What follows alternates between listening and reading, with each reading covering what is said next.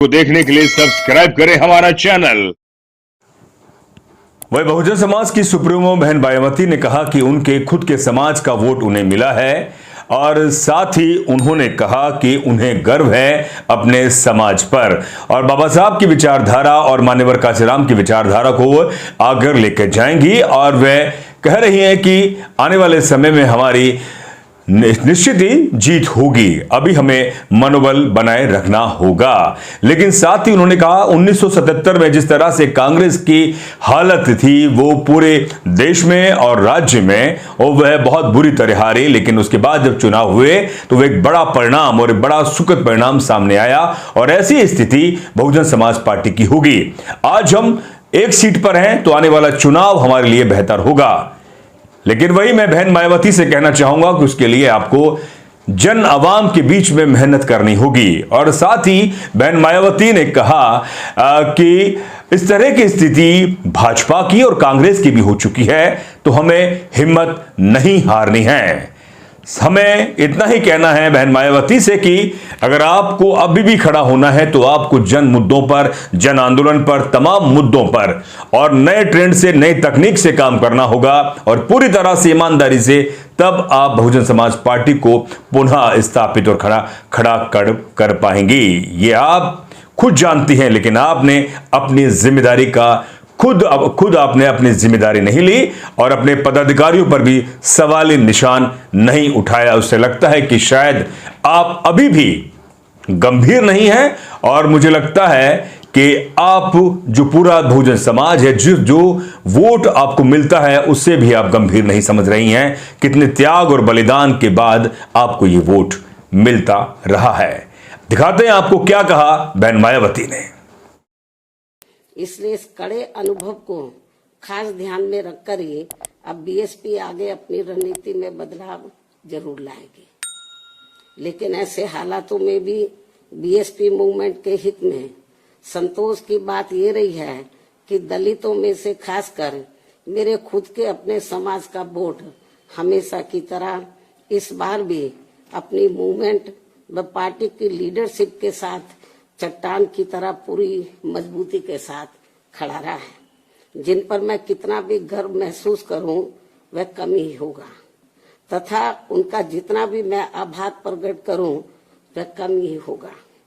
और अब मेरी उन सभी से ये भी अपील है कि उन्हें अपना मनोबल बिल्कुल भी नहीं गिरने देना है, क्योंकि बाबा साहब के अनुयायी कभी भी अपनी हिम्मत नहीं हारते हैं तथा वे अपना संघर्ष लगातार जारी रखते हैं। सफलता फिर एक दिन झक मारकर हमारे कदम जरूर चूमेगी। हमें बाबा साहब के कारवा को न रुकने देना है, न झुकने देना है।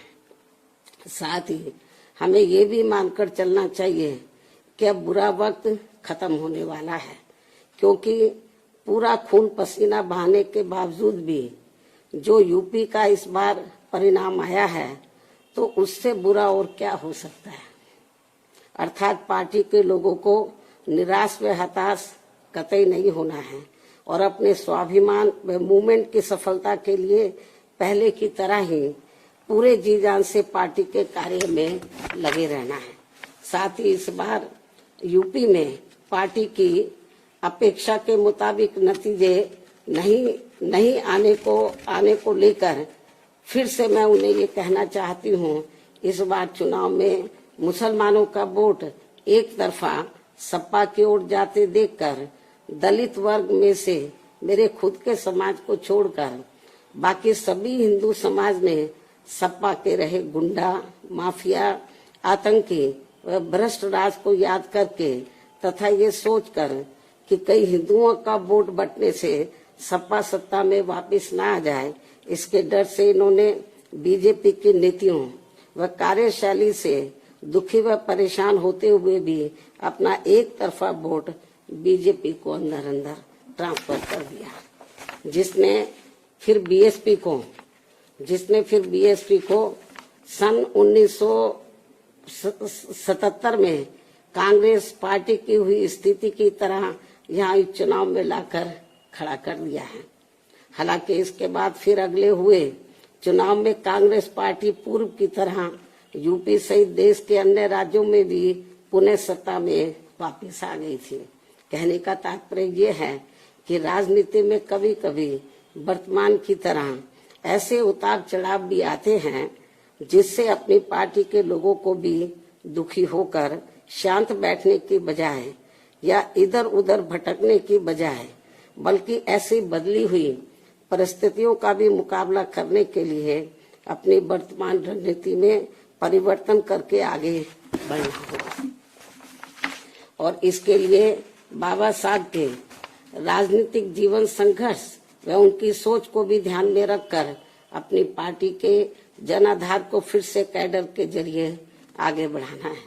साथ ही इस मामले में हमें ये भी याद रखकर आगे बढ़ना है कि कांग्रेस ने बाबा साहब को अपने रास्ते का रोड़ा मानकर इनको सीधे चुनाव में कामयाब नहीं होने दिया था, लेकिन उन्होंने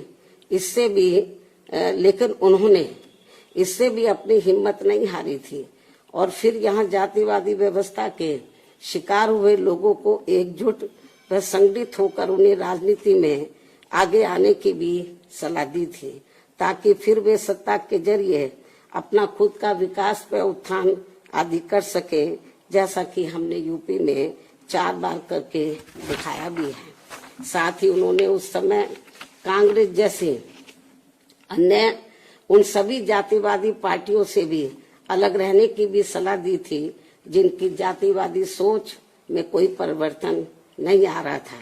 इसलिए इन सब बातों को ध्यान में रखकर अपनी पार्टी के लोगों को फिर से या अपनी पार्टी व मूवमेंट को आगे बढ़ाना है। इन्हीं जरूरी बातों के साथ ही अब मैं बीएसपी के सभी छोटे बड़े पदाधिकारियों, कार्यकर्ताओं एवं अनुयायियों के साथ साथ सर्व समाज के उन सभी लोगों का भी हृदय से आभार प्रकट करती हूँ जिन्होंने बीएसपी को जिताने के लिए यहाँ रात दिन काफी कड़ी मेहनत की है तथा पूरे तन मन धन से भाजपा को हराने के लिए यहाँ लगे रहे हैं। साथ ही उत्तराखंड व पंजाब राज्य के भी पार्टी के अपने सभी छोटे बड़े पदाधिकारियों, कार्यकर्ताओं एवं अनुयायियों का भी मैं पूरे तय दिल से आभार प्रकट करती हूँ जिन्होंने वहाँ पार्टी को कामयाब बनाने के लिए अपनी पूरी कोशिश की है। हालांकि इन राज्यों में भी हमें उम्मीद के मुताबिक सही सफलता नहीं मिली है, जिसका पार्टी को काफी दुख व चिंता भी है। वहाँ भी हम लोग वर्तमान जो राजनीतिक हालात चल रहे हैं तो उसको ध्यान में रखकर हम लोग आगे की रणनीति बनाकर अपनी पार्टी और मूवमेंट को आगे बढ़ाएंगे। और अब मैं इन्हीं जरूरी बातों के साथ ही अब मैं अपनी बात यही समाप्त करती हूँ। धन्यवाद। जय भीम व जय भारत।